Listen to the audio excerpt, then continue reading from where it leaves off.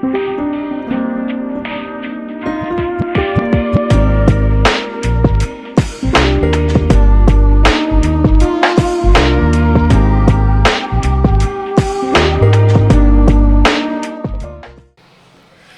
and thank you for joining us for the Rising Stars Muay Thai special edition of Muay TV. I'm your host, Ezra Regan. Next to me is my co-host, Justin Samaro. And once again joining us is matchmaker, promoter, director behind Rising Stars, Lino Enriquez. We'd like to thank Track 7 for having us. We're happy to be filming here at the venue where the fights are going to be happening. And all the sponsors, we'd like to thank all the sponsors that are making this happen and that continue to support NorCal Muay Thai. And here we go, guys. I mean, Coach Lino, you set the bar really high with this show, and yeah, we're really excited to come together and bring this to the people. We sure are. Thank you guys for having me. Absolutely. Yep. Yeah, it's great to be here at Track 7 in Sacramento, where we're going to have this event. And yeah, Lino, what do we got? What do we got in store for us for this Rising Stars Muay Thai 8? Man, not just me is saying it, but everybody's saying it. This is the fight card of the year. We have some of the biggest fights that I think in a pure Muay Thai matchup.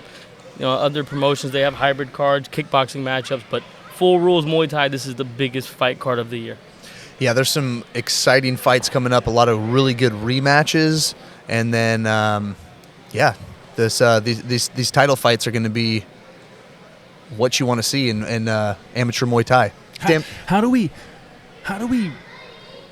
judge that? How do we grade the cards? You know, what makes the biggest card of the year? And I ask it because it's funny because we've been watching the end of the year awards come out, and there's promoter of the year, you know, so there's show of the year, there's coach of the year. Yeah, let's get into that. So how is it measured? And again, looking at your 8th edition of Rising Stars, there's a lot of points there where you're pushing the envelope. Yeah. And how do you grade it? Yeah, how do you grade it? Because we're not talking shit. We're not just saying that. No, but from a fighter's perspective, coming, the love that we feel from Rising Stars Muay Thai. I mean, this event here, the fighters are going to get a badass bag. They're going to, they're leaving they're leaving the event with gifts. And this is a great spot. It's indoors, good climate control. We got an excellent venue at Track 7. And there's also cool venues through the Bay Area and other places, but it doesn't have the same kind of like homey feel that Rising Stars puts on. So our last two were at the Elks Lodge that I loved. I loved that place, but we kept getting the request to be back at the brewery, and I don't care what nobody's saying. We got shit talked about it the first time, but we're back at the brewery. Like, everybody loves this place, and I love this place. And again, it's no better place than to have our 8th Rising Stars, our best card so far, I think. What's better than craft beer, a local craft brewery, and local fights? Yep. Right. I mean, it's a perfect venue. And kind of like you said, it's like everybody goes home with a gift. I want to say everybody goes home a winner at Rising Stars. You may lose the fight, but it's like you don't go home with the black eye and that's it. Mm-hmm. You go home with something. We give you some shorts or something to keep maybe that'll motivate you to fight again. And it doesn't have to be, again, on our promotion, but we want to make sure everybody feels respected as a fighter. The shorts alone, to wear the shorts at the gym the day after you are, that weekend after your fight, you go back into the gym that week and you wear your shorts, that's something to be proud of. Yeah. Well, I'm glad you guys like them. Yeah. But as far as the show go, the fights on the card, the quality of the gyms that are represented, all the small details. I think that's what needs to be graded to really give that award. You know what? I can't take too much credit for it because this was the easiest card of all of ours to match. Over 200 fighter submissions. And trying to pick and choose and see where I put these fighters was hard. I have a lot of out-of-town fighters that want to come in from like Milwaukee and New Jersey. But I want to show the love to the Northern California and even the Upper Reno area. A lot of us, we don't have a platform to grow on. So I want to make sure that we're building our teams first, and then we can kind of venture off and bring other fighters in. But this has been one of the easiest cards to match. We have injuries, and then that same day I'll get a replacement. So I can't take too much credit. It's the fighters that want to fight for it. Lino, what as a promoter, what do you want to see because you're a fighter, you have a background in fighting. What made you want to do the things that you're doing for the fighters that other promoters are not doing? Like, what made you want to stand out for the fighters? I think more than anything is kind of being on the other side, like you said, fighting or even like cornering sometimes, and seeing my fighters that like myself, not having much. Maybe you're spending your last dollars on the gym and you're barely getting through that month. You don't have extra money, and then you go fight, and it's kind of you're getting set up to lose almost sometimes, and the promoter doesn't reach out to you, or maybe you do lose and nobody ever reaches back out. So, I mean, at a minimum, that just make fighters feel respected, make them feel like if you are putting in work to compete for my show, that I'm going to check in on you. I'm going to make sure that you may not win the fight, right? It happens. It's 50-50, but I want to make sure that fighters do feel that respect and that somebody actually cares. And Ezra, what about you? What do you think makes, as a coach, fighter yourself, what do you like to do for your promotions to make fighters, what makes your card stand out more? I think the communication with the teams, the fair matching, again, communicating with the teams and really having the faith from the different fighters in the different camps that we're going to make the best matchups, and we're looking to represent Muay Thai, not just one gym or another. We're looking to showcase Muay Thai the best that it can be. Mm-hmm. So I think just the care, the caring about Muay Thai, not just making a profit or putting on a show, absolutely, but actually respecting the sport and how the sport's going to look in the ring, in front of the public, in front of the American public. I think that's a big detail, and Rising Stars is doing a great job of that. The red belt, we talked about the red belt. There's a lot of belts in Muay Thai. It's more than ever, but certain belts are heavier than others, and the Sacramento red belt of Rising Stars has been become a very coveted item, mm-hmm, a very coveted prize for the trophy case, and that is because of the quality of the show. Even to get on the show it is a big accomplishment for a lot of these amateur fighters, and to fight for the title and win the red belt because of the opposition and the stage, it holds that much more value. Well, like you said, there was 200 entries for this fight. So whether you've been on the card or not, it's going to start passing us up. And if we're not active and we're not, continuing on our passion for the sport, there's 200 other people in line for this card. So, and this is just the 8th one. But I tell the fighters too. I mean, you guys might have heard me sometimes in the pre-fight speech. I don't care if guys win or lose on these cards. I don't care about records.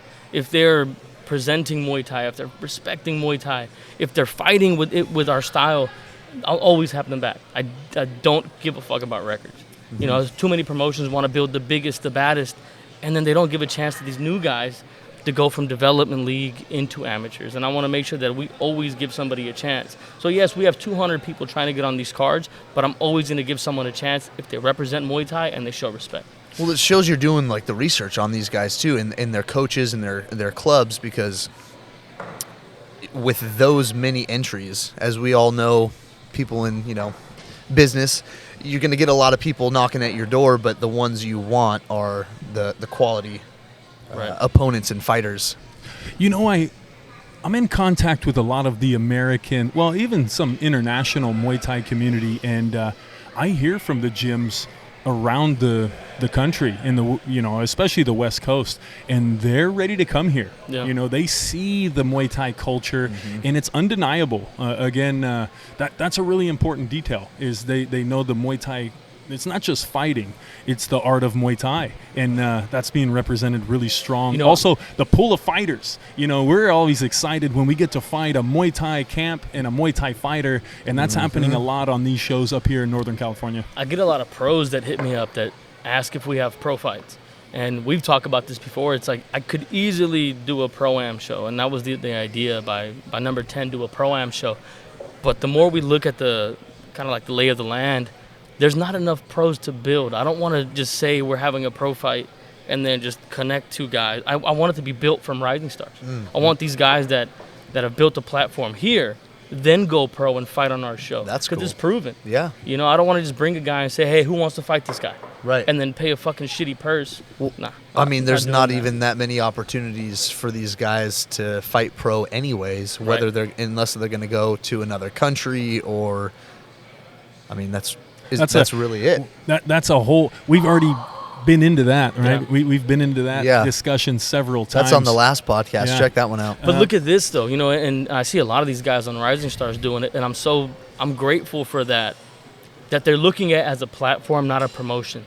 They're doing fight shirts. They're doing merch. This is what these fighters need to do. It's a business, and we've talked about You're this teaching before. them business. Yeah. Yes. Small business. Because it's not just about me making money, right? Because how much do we really make? We spend a bunch of money to put these shows together, but these fighters can pay for their year's worth of training by selling T-shirts, Yeah, and I so, see them doing it. yeah. So it just makes you ask the question: what is pro fighting?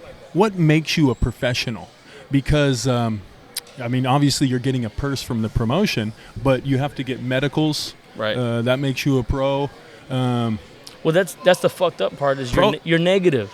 Your Right. first pro fight, you are negative unless you get sponsorships. So they're going to need to sell shirts. They're going to need to get sponsors anyways. Why not learn to do that now as amateurs?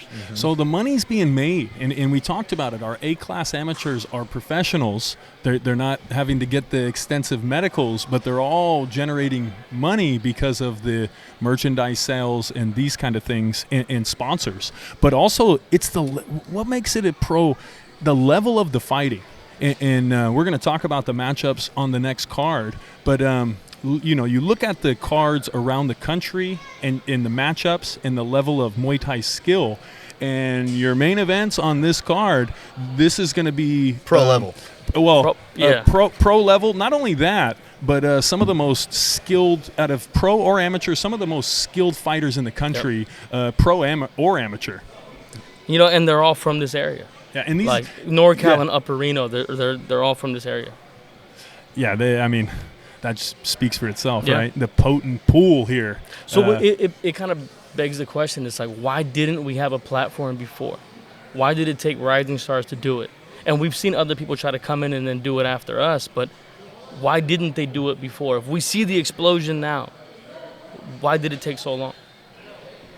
You know, I think that it's well, I think one of the biggest things is you, and I know you don't like to give yourself a whole lot of credit, and as people who are successful in what they do are often kind of have that imposter syndrome, but what you do, like I said, for the fighters and the amount of work you put in and the communication and the gifts and the actual show, all of the lead up from the time you say you're on the card to the poster you put out, the timing, it all is like I feel respected as a fighter. So when we go through these PKBs and all these different promotions, and then as we graduate, we work through different promoters and different organizations. And then, you know, just as you go to different restaurants, you're like, I like this place because they take care of me. And it's not always the best food. It's not, you know, but it's the fact that it's the ambiance and the customer service, and it's those things that you relate to as just being at home with your family on a fucking Thanksgiving day, and that, you know, and I really think that Rising Stars provides that. I'll say this: it's not that I have so much imposter syndrome, and I don't want to give myself credit. I'm a fan. You should. I'm a fan of these fighters. I'm a fan. I follow their careers. They may be a debut fighter. I've seen them fight 3-4 times in the PMT or MDL, and I can already tell this guy's going to be great.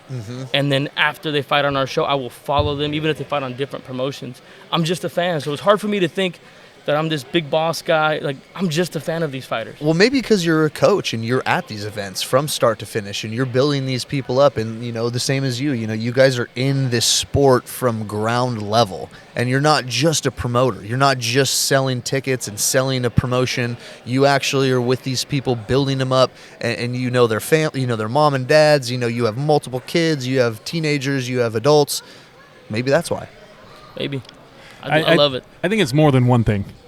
Yeah, but for sure. The passion for the sport. I say one thing, in a lot. I talk about it a lot on my own Instagram, but the things that you're doing with your team building, your leadership skills, even bringing us in with Muay TV and just making the production that much better, adding a layer.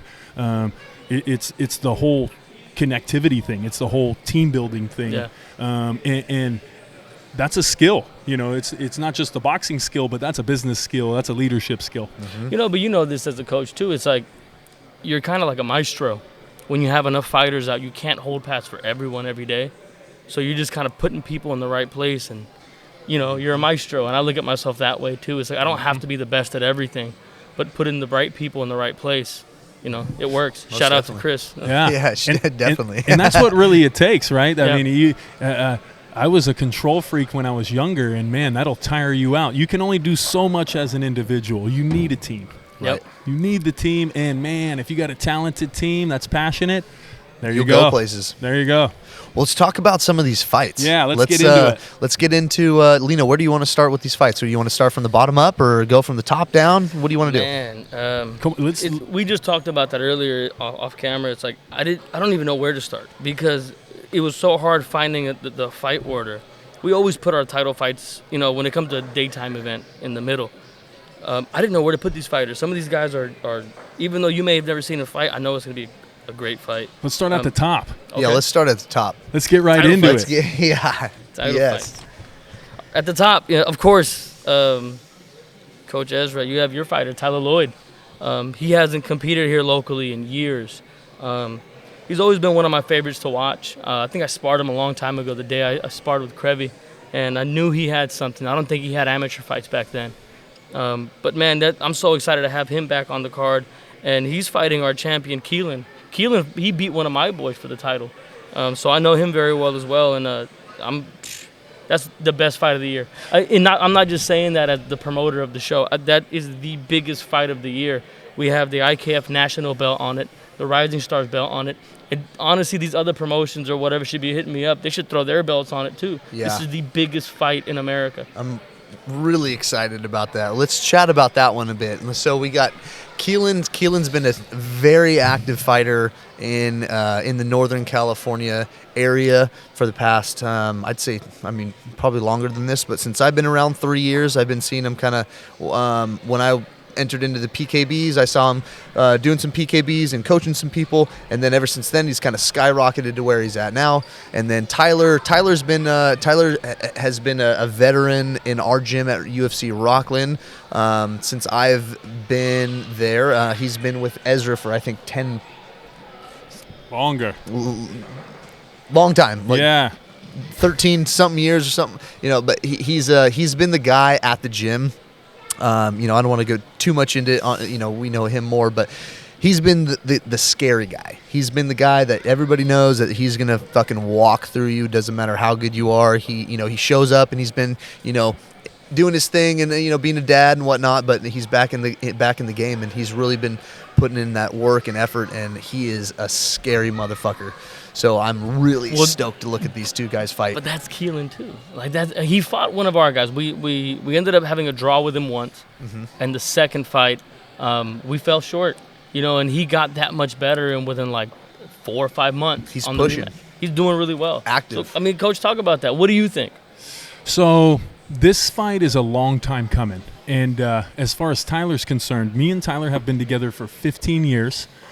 Tyler's one of the only surviving members of the Vernon Street team. Also, Incho's part of that team, but Tyler's been around a little longer than Incho. Incho, the current Rising Stars 118 champion. And that was a great story in itself. But the Tyler story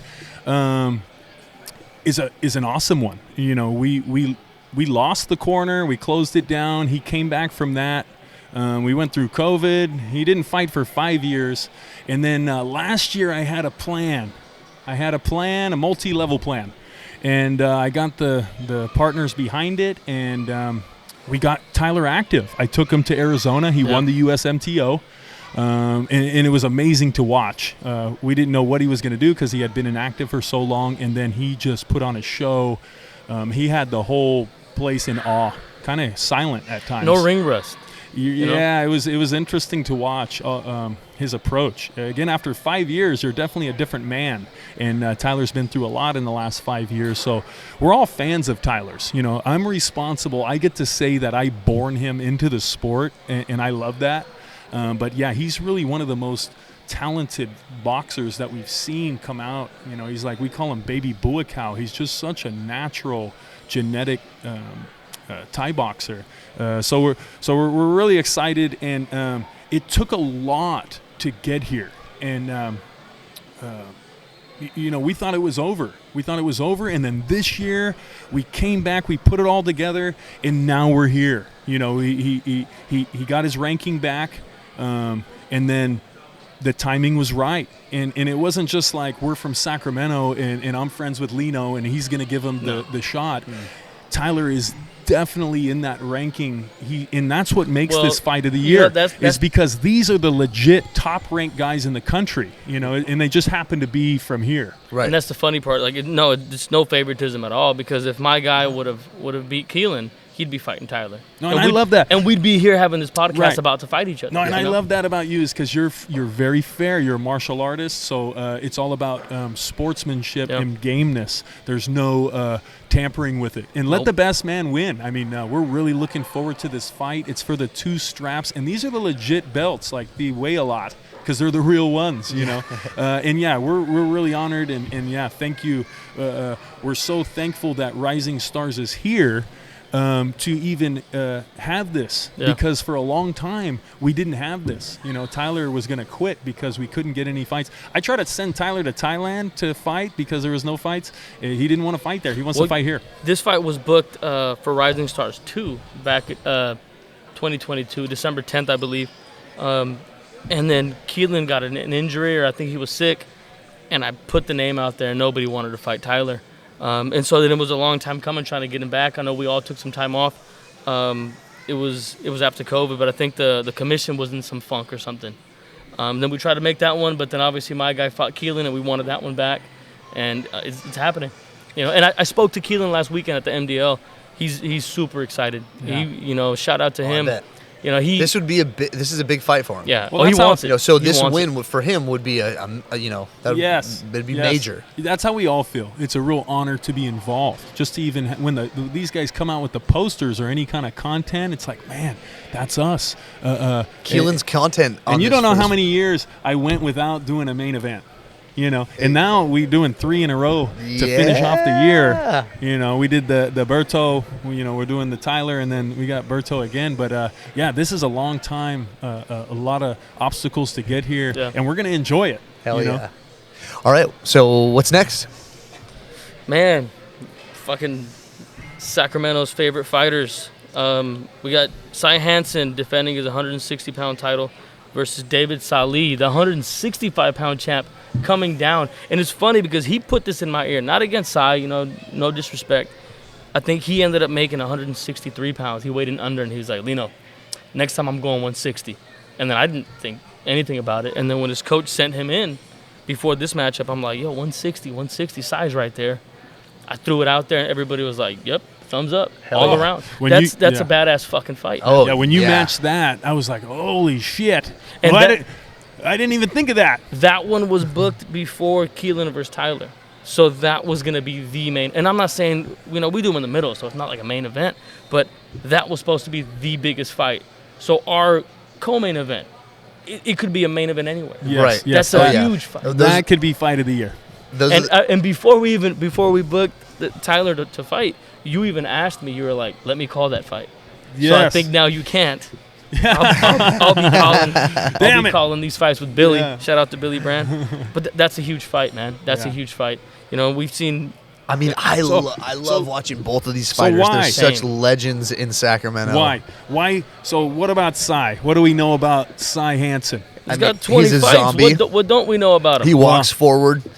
He's big for the weight class. Long-legged. Muay femur. He's technical. People say he starts slow, but he fights in 5-round fights. He always closes the show strong. but he's got David. David only gets stronger. I mean, it's like John Deere versus Cat. You know, the fighter that David just fought before this to win his title was Cody Huey, who has international experience.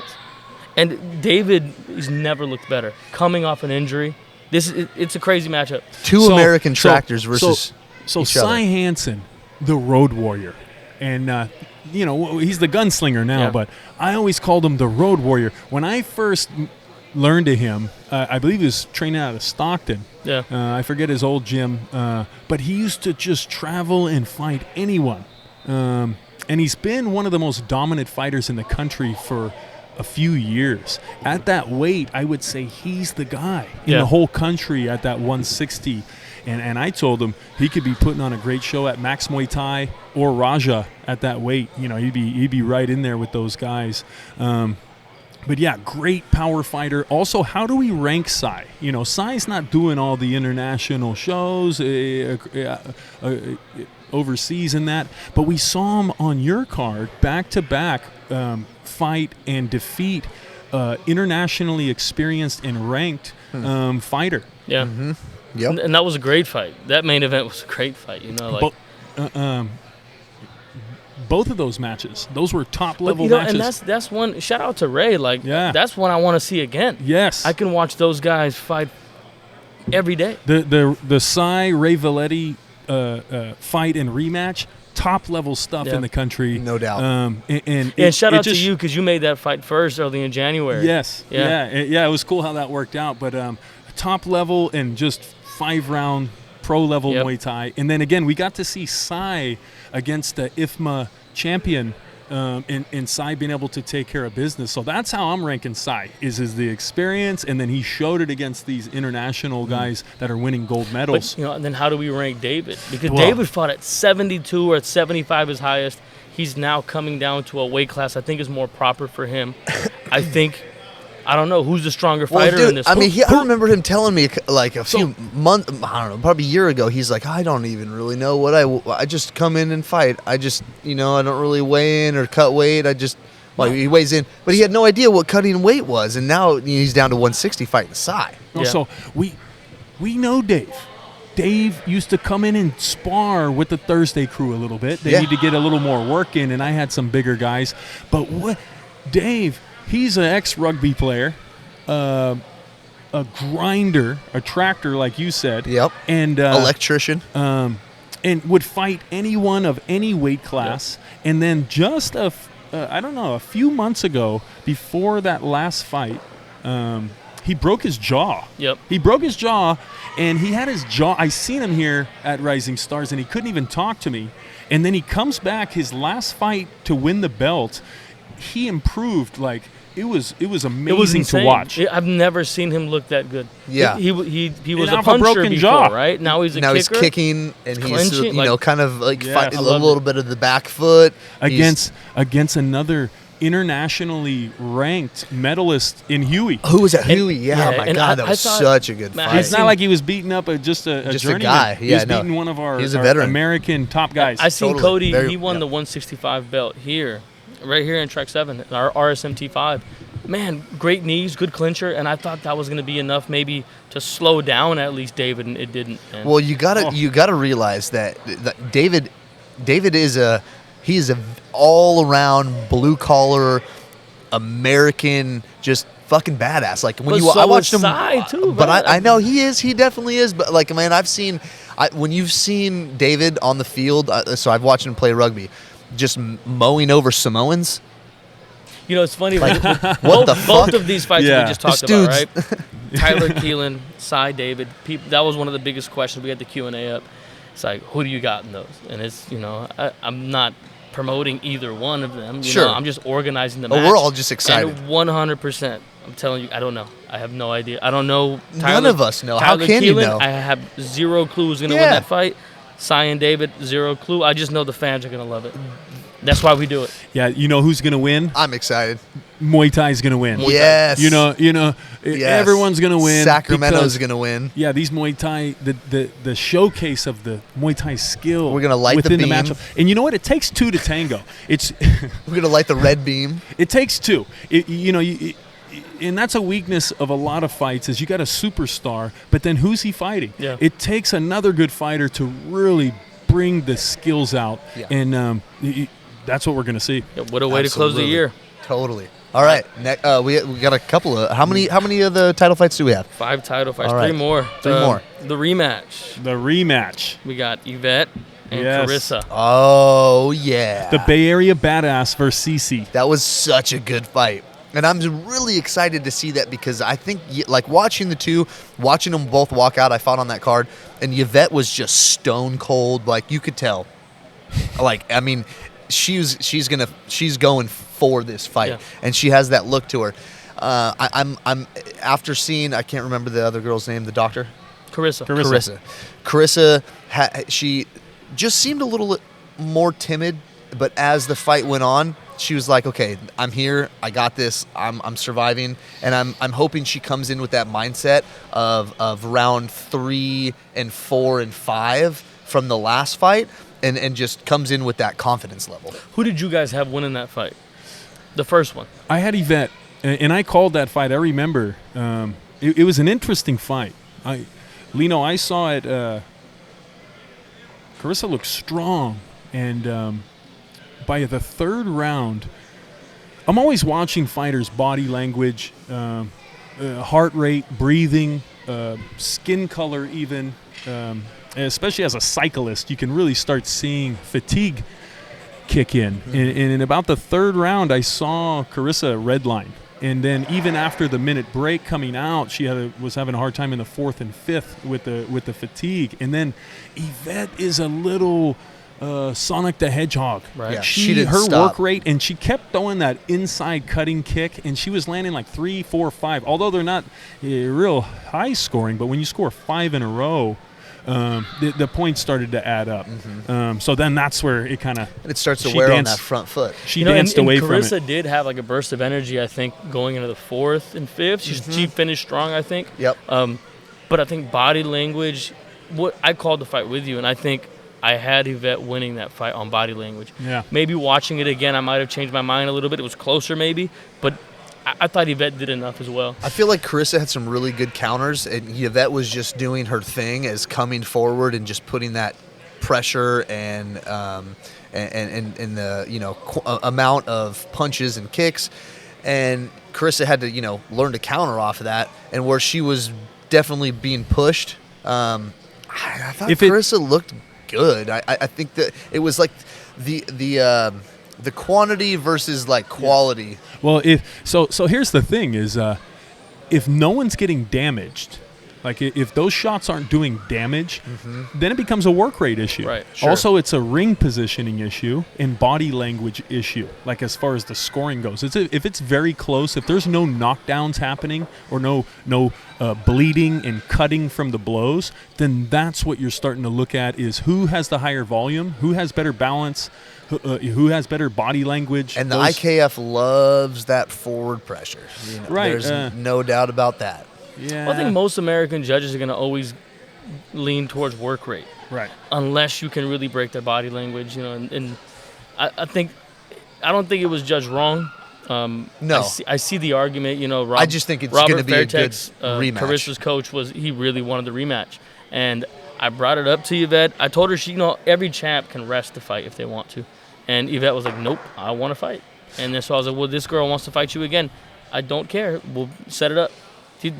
Doesn't matter. Hell yeah. I'm a big fan, and I know the team at Pacific Ring, they're going to make the adjustments, and we're going to see a more clinical Carissa against Ivette this time. Yeah, I know Coach Robert was talking about, he's like, I'm going to put it through hell. We're going to be in shape. We're going to be strong. Not that she wasn't the first time, but we're going to just see a better fight this time. And they felt each other. That's always interesting is you got to feel the kick. You got to feel the power, and now you know. I wonder what that's like coming in for a rematch like that. Because you have, I've never had that opportunity for a rematch. And I think there was a fight I lost. I lost the fight, a 3-rounder. And it was supposed to be for like a title contender. And I thought I won the last 2 rounds. I think I lost the first. Dude was like 6'5". So it's, obviously it was hard to get in. And when they gave the split decision towards him, I just kind of I laughed it off and I said, it's all good, bro. I thought I won, no worries. they gave us an immediate rematch for a title. And a lot of people were like, bro, he's too big, like 5 rounds. But I felt him.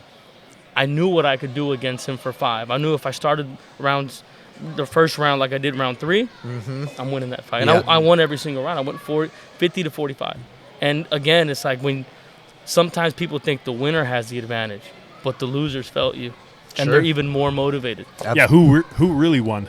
Yeah. We'll see. And they both have something to prove. Sometimes you lose, but you really win. Yeah. And we'll see on this one. Again, a great fight. Especially in the cards. I mean, we saw something recently that we saw Berto's fight, dude. I would have rioted. Okay. He did riot. All right, the next title fight. One of my guys, Brandon Ramirez, been with me forever. Helps me coach and stuff now at the gym. He's our lead commentator. So I think Billy's got to step up and commentate a little more on this one. He's fighting Brandon Tiley, an amazing fighter from Reno. I'm excited to see that one. That's my weight Brandon class. Tiley's a fucking animal, bro. Like my younger brother. That's the Leo Reno guy? The Reno guy. Yeah. My brother Leo fought him here on Rising Stars 3, and he took that fight against Leo on 3 or 4 days' notice because the teammate that Leo was supposed to fight got a staph infection. He jumped in no problem at 155, and Leo won that fight. He won almost every round, but Brandon made it difficult on 4 days' notice. And then he ended up taking a fight, won the 145-pound belt here against Joseph Aduya, another awesome fighter from Sacramento. And he's been the sitting champ since. And my guy Brandon's been working his way up. He fought on Rising Stars 4. He beat another local guy to kind of get into title contention. And now we have this fight. These are 2 guys. I know my guy Brandon loves violence, man. Loves to fight. He's been, he looks like a femur sometimes, but he fucking loves it. He loves to fight. And we all know Brandon Tiley loves to fight. And this is, another fight that could be a main event anywhere else. We'll see. We'll see what turns out, man. All right. And what do we got after that? I think shout out to the adults, but the next one is our teen fight. We have Ryan Murillo from Valor Elk Grove. He's fighting against Ezra Velasquez from Rooted Legacy. 2 kids that have fought for our shows before. This has gotten the most buzz. And I think it's because their kids and their parents get involved, but this has gotten the most likes on our Instagram. It's gotten the most shares. This is an amazing fight. A couple of 15 and 14-year-olds, and they both have international experience. I'm looking forward to an amazing fight. Just proud of whoever can walk away as our champion. I've said it before, but it's all about the youth. The teens, they're the future. And having the teens represented on the card at this level is awesome. And the energy of the youth in Muay Thai, we need that. And I love their activity online, how hard they train. Yep. They don't have jobs and kids. They can come into the gym and train all the time. And yes, Ezra, what a name that kid has. He's going to be, unstoppable. And that's the OnlyFans, only dads. That's his dad. Not only That's his dad. Sorry. Yes, Luis's. It's probably hard. Only dad. I'm sure I'm not the first one to get that one confused. Well, that's right? what he parodied. Yeah. Right? The Right. logo, It's literally everything the is parody. OnlyFans. Yeah, it's going to be a great fight. Ezra's, Shout out to Only Dads. Yeah, Ezra's been doing. Shout out to he's been doing OnlyFans. amazing. But Left-handed, tall, good boxer. I didn't know. I seen him sparring in the gym, but this kid is a boxer. I guess he has 10 amateur boxing something fights. like that. I think so. Yeah. Yeah, and lefty. Yeah. Tough to beat. Southpaw. But I don't want to sit here again. It's another fight that I don't know who's gonna win that fight. Yeah. Can Ryan get to his clinch positions and hold him down a little bit? I would say that if you're fighting a boxer, you drain the arms a little bit, right? We'll see. We haven't really seen Ezra clinch too much. I don't want to give away either one's game plan. I don't know their game plan, but it's going to be interesting to watch. And just Ryan is, man, I told you guys earlier, he's sold 70 tickets. This place is going to be wild. So how much will that affect Ezra? How much will that affect the judges? It's their World Series. Yeah. They're going to be going at it. And Dodgers. think about that, Coach. Be loud. You're a teenager leading the main events. You're the first title fight of the biggest title fights of the year. On the On the biggest show. On the big show. Oh, they're going to lead it off. They're leading it off. Oh, You know what? That's It's always interesting. You know, even these adult amateurs. You know, you never know These what they're old going to do guys. the night of the fight. Right. But when they're teenagers, I mean, they could get got in grounded at home. You don't Yeah. know how their Yeah. performance is going to be. Even Sure. I was watching college football yesterday, and man, a lot of upsets. You never even that's college. You never know Yeah. how guys are going to perform under the lights. On when it's time to go, when the bell rings. Oh, these guys have, 10 amateur fights Yeah, apiece. Like they're stoned. they're ready. When I talked to Ezra, he has that very calm demeanor. I thought he was older. When Yeah. I realized his age, I was like, wow. Because, yeah, he's a calm customer. Yeah, he fought a Rising Star 6 on the undercard of the Encho's fight. He looked amazing there. Fought a taller fighter. He looked great. I'm excited to see which one of these boys win. So a couple of cool things to look out for here at this Rising Stars Muay Thai 8 series event. We're going to have a Track 7 Brewery is going to be releasing a beer called Kick. Oh, you're High kick? You're spoiling it for everybody. Head kick. Head Kick. We're collaborating on a couple beers actually. So you guys, this is the first time I'm telling people aside from you guys. Okay. Head Kick IPA. We're going to be collaborating, and then we're doing the NorCal Muay Thai Lager with the NorCal Muay Thai logo on it. So there'll be some cans All right. that people can take home and stuff, and yeah, hopefully people are drinking those all night. You know. Yeah. Look, come over and there's going to be all kinds of great craft beer locally made here at the brewery that we're in. And that is the release date, so nobody can get it before you guys here as spectators. All right, nice and fresh, Maybe just like at you want weigh-ins. those IPAs. So Muay Thai and beer, I mean, are you the first one that has done a Muay Thai beer collab? I don't know. Great idea, because it goes together. It's like peas and carrots. Yeah. Well, collaborations in the craft beer world are definitely a thing. So to have an outside entity besides just another brewery to brewery like Moxa to Track 7 or Miraz and Loomis Basin, those types of breweries now are reaching out to other small businesses, and the promotion that we're here doing live at the event, it's really cool and a great Yes. opportunity to showcase to the outside world, to the craft beer drinkers who are always excellent fans of fighting. Yeah, I know a lot of my buddies that they come here anyways. I was just talking to one back here. I told him we have a collab coming, and they're like, we'll be there. Yeah. Like, so, you got to pay to get in Get to a watch the fights. 4-pack. I don't care. Yeah. I want to get here and I Put want the to try your sticker beer. on your coolers, Yeah. But the collab, the team effort. And again, the Muay Thai beer is just another iteration of the team effort that's happening, and we've been talking about it for a couple of years. It's the NorCal Muay Thai. Yeah. It's the Muay Love. It's the coming together with our teams and talents to bring Muay Thai to where Yeah. it should be. This is the most amazing combat sport, but the guys behind it, we got to work together. Yeah. And we are. And even so much where I'm going to drink the leg kick lager, and I'm going to throw a few leg kicks. Yeah, man, and it's really awesome to see two small businesses joining together, and them, moving their production around to make this beer for us, and it's a big Well, shout I out to think- Track 7. So I thank think- you guys for yeah, that. shout out to Track 7. I think they also realize the potential here, and Muay Thai is growing. And if we keep working together, this can be something this is how we reach those outsiders, the ones that aren't, training Muay Thai already. You're going to sell those tickets anyways. Mm-hmm. How do we get, the beer crowd to come in and watch fights? This is viable entertainment. Absolutely. You might not play basketball, but you'll go watch a Kings game. Fuck yeah. You might not train Muay Thai, but I you was should just go watch at one some the other fights. day. I don't even really like basketball, but I was there. But it's a vibe, right? It's fun to be there, to have a good show, and be with the friends and have a couple beers and some food. And we already know, because it's old, right? We're from Sacramento. Sacramento has always been, historically, this is a fight town. People Yep. love live boxing and martial arts in Sacramento. Yep. And most at the definitely. very least, it's me doing it. So come and buy my Yes. beer. Yeah, absolutely.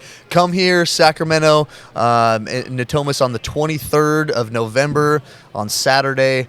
Bring your friends, bring your family. Get your tickets online because they're selling fast. Right. We might sell this one out. This one's looking like that. We'll know at weigh-ins for sure. Okay. But it's looking like one of those, Yeah. which is okay. We'll have a live stream. We got Chris Chris running it. It's going to be great anyways.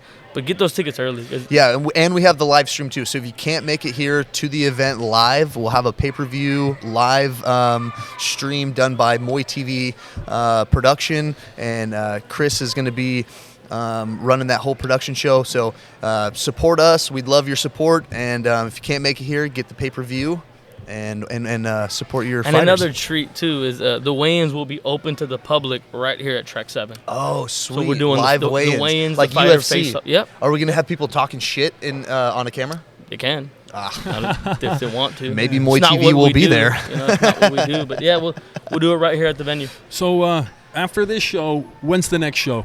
February 8th. February Yep, 8th. We're booked right here. Yeah. 2025. 2025. Rising Stars 9. Nice. All right. Is Incho going to defend the belt? We'll see. I got a couple of guys that submitted in that weight class. February. So yeah, if you're down for it, I'll send you some names, and yeah, we'll do it. Yeah. Look, Well, we got stuff happening right here on the podcast. Well, thank you guys for joining us for the special edition. It's we'll be catching up to you guys at the weigh-ins with more media, and hope to see you guys all at Rising Stars 8. All right, guys. Thank you. Thanks, Lino. Thank you guys. Appreciate it. Shout out to Chris. Shout out to Chris. How did you do, Chris?